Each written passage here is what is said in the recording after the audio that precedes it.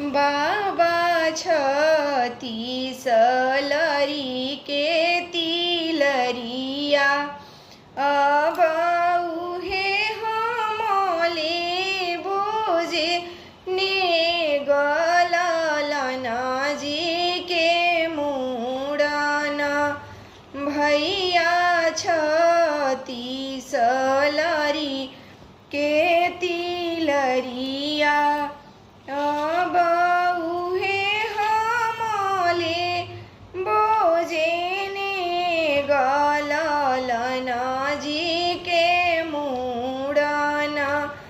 बेटी जे कराए तना नहीं हुई है दीदी जे कराए तना नहीं हुई है अब ऊ कैसे करी है जाने वाला ललन जी के मुड़न बाबा जे कराए तना नहीं हुई है अब ऊ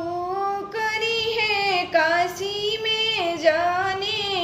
वाला लना जी के मुड़न अब ऊ करी है विंध्याचल में जाने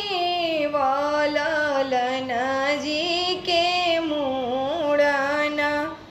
बेटी कहाँ से नौआ बोलैबो